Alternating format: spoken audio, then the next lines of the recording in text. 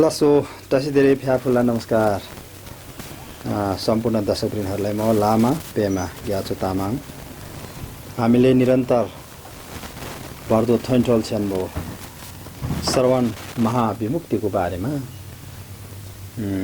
धर्म देशना गर्दै आइरहेका छौं। त्यसैको सिलसिलामा अहिले 11औं दिनको उपदेशलाई बताइसके पश्चात 12औं दिनको उपदेश प्रस्तुत गर्न गइरहेको छु।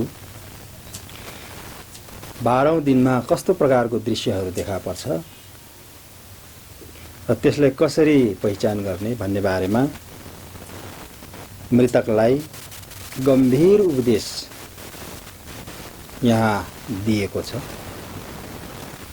विभिन्न प्रकारको देवा देवी, क्रोधी देवा देवी लगायतका दृश्यहरू देखा पर्दा त्यसलाई कसरी पहिचान गर्ने, कसरी चिन्ने भन्ने बारेमा अति स्पष्ट ढंगले यहाँ उपदेशित गरिएको छ। यिनै उपदेशको सेरोफेरोमा रहेर आज महत्त्वपूर्ण धर्म यहाँ देशना गर्दैछु। भनिएको छ 12औं दिनमा दिवंगतको नामबाट बोलाएर यसरी सुनाइदिनु पर्दछ। हे कुलपुत्र, अविचलित भए सुन्नुहोला। 12औं दिन बित्ने बेला हेरुका कर्मकुलको भगवान कर्म हेरुका भनिने शारीरिक वर्ण श्यामल, 3 अनुहार, 6 हात, 4 पाउ, ढकमक्क टेकेको अनुहारहरू दायाँ सेतो, बायाँ रातो र बीचको अद्भुत श्यामल छहात छ। छहात मध्ये प्रथम दायाँपट्टिको प्रथममा खड्ग, दोस्रोमा मध्यममा खटवाङ र अन्त्यमा चाहिँ गदा लिएको। बायाँको प्रथममा घण्टी, मध्यममा भन्ता, भन्ता भनेको कपाल हो, र अन्त्यमा हालो लिएको। माता कर्मक्रोधी स्वारी पित्तको जिउमा टाँसिएर दायाँ हातले गर्दनबाट अलिङ्गन गरेकी र बायाँ हातले चाहिँ शङ्खा रक्त खुवाइरहेकी मुद्रामा माता पिता मुख जोडेर आफ्ना मस्तिष्कको उत्तरबाट निस्केर आफूलाई प्रत्यक्ष दर्शन दिन आउनेछन् रे। त्यसबाट नडराउनु, भयभीत नहुनु र नतर्सिनु, आफ्ना ज्ञानको रूपमा चिन्ने प्रयास गर्नु।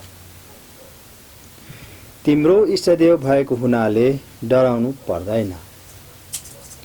वास्तवमा साक्षात भगवान अमोघ सिद्धि दम्पति भएकोले गत आस्था र विनम्र आदर गर्नु। चिन्नु र मुक्ति एक साथ हुनेछ भनी यसरी सुनाउँदा इष्टदेवमा चिनेर इष्टदेवसँग अभिन्न भएर विलीन हुँदा बुद्धत्व प्राप्त हुनेछ अरे।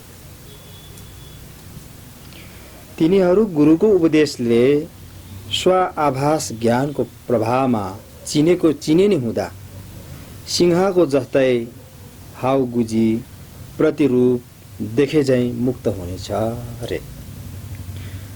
तदापि सिंहको उक्त प्रतिरूप त्यस्तो भएको अर्थ नबुझ्दा डर त्रास पैदा हुनेछ। तर एकजना मान्छेले त्यो त्यस्तो नभएको चिनाइदिँदा त्यसको दोष नक्कली रूप थाहा पाउँदा डरबाट मुक्त हुने जस्तै हो रे यो।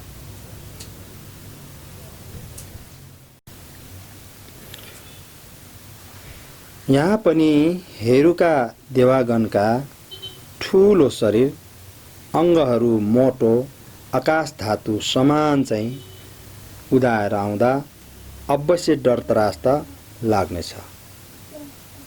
तापनि यो पहिचान हुनसाथ स्वाभास वा इष्टदेवमा चिन्दा पहिले अभ्यस्त प्रभास्वर र पछि उदाएको प्राकृतिक प्रभास्वर यो दुई आमा छोराको भेट हुँदा आफूमा स्वयं उदाएर स्वयं मुक्त हुनेछ भनी बताएको छ।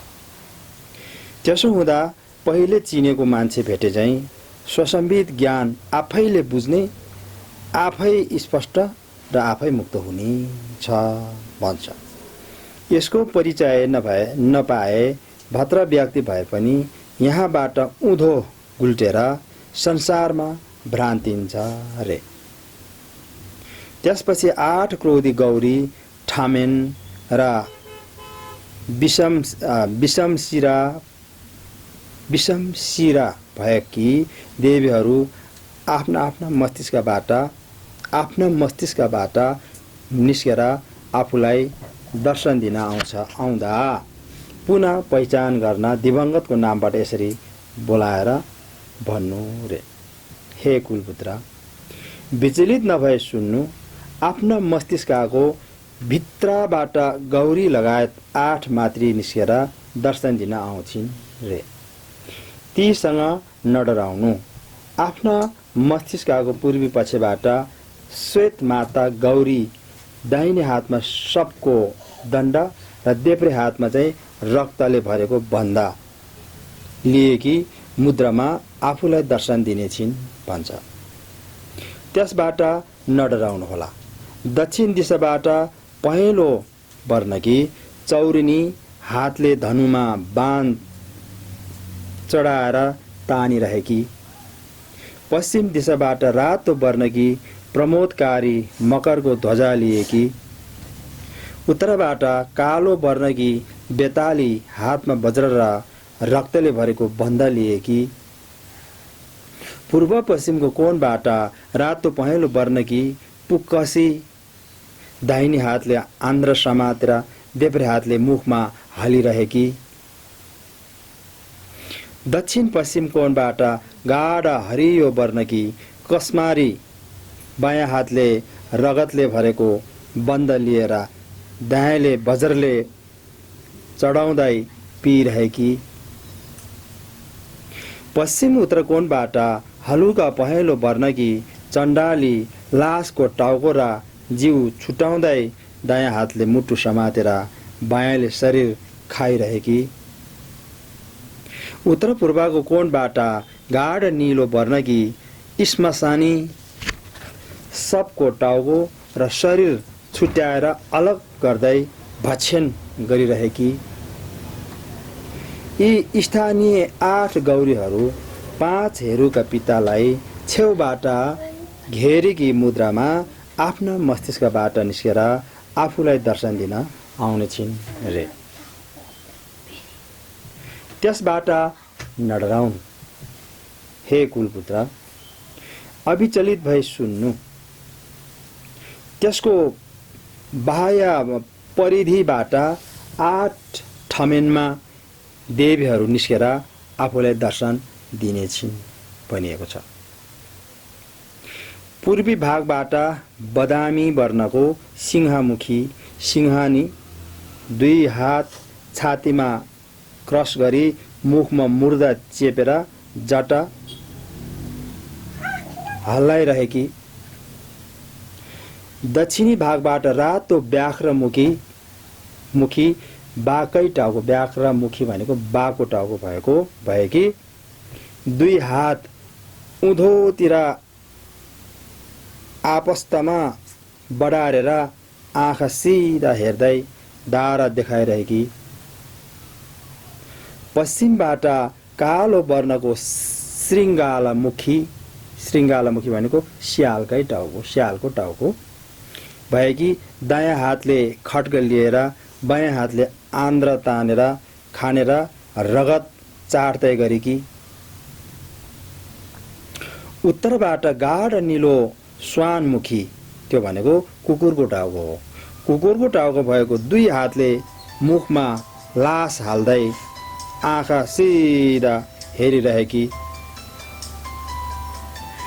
पूर्व दक्षिण कोणबाट हलुका पहेँलो गृद्रमुखा भनेको गिद्धको टाउको भएकी मानव सब काँधमा हालेर हातमा नरकङ्गाल बोकेकी दक्षिण पश्चिम कोणबाट गाढ रातो कङ्कमुखी श्मशान पन्छीको टाउको भएको नर सब काँधमा हालेकी पश्चिम उत्तर कोणबाट काली काकमुखी कागको टाउको भएको देब्रे हातमा बेन्दा लिएर दाहिनेले चाहिँ खड्ग धारण गरेर मुटु कलेजो चाहिँ खाइरहेकी उत्तर पूर्व कोणबाट गाढ नीलो वर्णकी उल्लुमुखी उल्लुकै शिरवारी दायाँ हातमा वज्र लिएर बायाँले चाहिँ खड्ग लिई मासु खाइरहेकी यी क्षेत्री 8 ठमेनमा देवी पनि 5 हेरुका पित्तालाई छेउबाट चाहिँ परिधि लगाएको मुद्रामा आफ्ना मस्तिष्कबाट निस्केर आफूलाई दर्शन दिन प्रत्यक्ष रूपमा आउने छिन् रे। त्यसबाट नडराउनु, जे उदाए पनि सबै स्वभाव ज्ञानको प्रभावमा पहिचान गर्नु। हे कुलपुत्र, 4 द्वारपालिका पनि आफ्ना मस्तिष्कबाट निस्केर दर्शन दिन आउने हुँदा पहिचान गर्नु। आफ्ना मस्तिष्कको पूर्वबाट सेतो घोडाको अनुहार भएकी दायाँ हातमा चाहिँ अंकुश र बायाँ हातमा रक्तले भरेको बन्दा लिएको निस्केर दर्शन दिने छिन्। दक्षिणबाट पहेँलो बाराहीको अनुहार भएको पासो लिएकी पश्चिमबाट रातो सिंह अनुहार भएको श्रृङ्खला लिएकी उत्तरबाट हरियो सर्वको अनुहार भएको घण्ट लिएकी 4 द्वारपालिका पनि आफ्ना मस्तिष्कबाट निस्केर आफूलाई प्रत्यक्ष रूपमा दर्शन दिने छिन् रे। इष्टदेव भएकोलाई उहाँहरू चाहिँ इष्टदेव भएको हुनाले पहिचान गर्नु रे। यतिखेर त्यसलाई चिन्नु रे। हे कुलपुत्र, 30 वटा रौद्र देव हेरुकाको बाह्य परिधिमा विषम टाउको भएकी 28 वटी ईश्वरीय विभिन्न हतियार लिएकी मुद्रामा मस्तिष्कबाट निस्केर आफूलाई दर्शन दिन प्रत्यक्ष रूपमा आउने छिन् भनिएको छ। त्यसबाट नडराई जे आएको सबै आफ्नै आभास ज्ञानको प्रभावमा चिन्ने प्रयास गर्नुहोस्। अहिले महत्त्वपूर्ण काम आइलागेको छ। अहिले सङ्कट काल भनी पनि हुन्छ। यस सङ्कट कालमा गुरुको उपदेशलाई चाहिँ स्मरण गर्नुपर्छ भनिएको छ। यतिखेर हे कुलपुत्र, पूर्वबाट श्यामल वर्णको राक्षसनी याक अनुहारको हातमा वज्र लिएकी रातो पहेँलो मिश्रित वर्णमा सर्व अनुहारको हातमा पद्म लिएकी गाढ हरियो वर्णको महादेवी चितुवा अनुहारको हातमा त्रिशूल लिएकी तोक्दो नामक नीलो वर्णको न्याउली अनुहारको हातमा चक्र लिएकी र रातो वर्णको कुमार रिच्छे अनुहारको हातमा छोटो भाल लिएकी सेतो वर्णकी इन्द्रेणी भालु अनुहारको हातमा अन्द्रपासु लिएकी।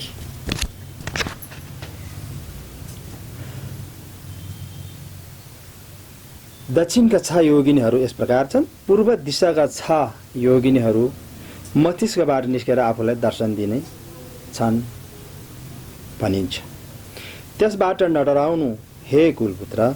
दक्षिण दिशाबाट पहेँली वज्रबाराही हातमा तरवार लिएकी रातो वर्णकी सौम्य गोही मुखी हातमा चाहिँ कलश लिएकी र रातो अमृता बिच्छुको टाउको वाली, त्यसको नाम चाहिँ रातो अमृता हो र बिच्छेको टाउको वाली हातमा कमलको फूल लिएकी र रातो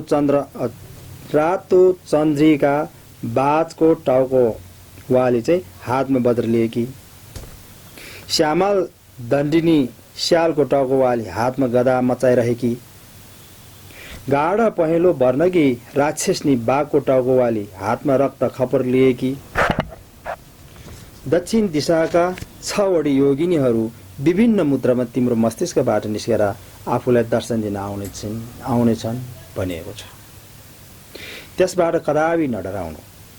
हे कुलपुत्र, पश्चिम दिशाबाट गाढा हरियो वर्णकी मातृका गिद्धको टाउकोवाली हातमा गदा लिएकी, रातो वर्णकी नन्दिनी घोडाको टाउकोवाली ठुलो भुँडी उठाइरहेकी, सेतो वर्णकी महाबला नाम हो गरुडको टाउकोवाली हातमा गदा लिएकी, रातो वर्णकी राक्षसनी कुकुरको टाउकोवाली हातबाट वज्र छुरले काटिरहेकी, रातो वर्णकी कामिनी कङ्क माटी कोरे चराको टाउको भन्छ हो त्यस्तो टाउकोवाली हातले धनुमा बाण तानिरहेकी, रातो हरियो मिश्रित वर्णकी धन रक्षिता जरायोको टाउकोवाली हातमा कलश लिएकी, पश्चिम दिशाका 6 वटी योगिनीहरू विभिन्न मुद्रामा मस्तिष्कबाट निस्केर आफूलाई दर्शन दिन आउनेछन् भनिएको छ। त्यसबाट कदापि नडराउनु होला।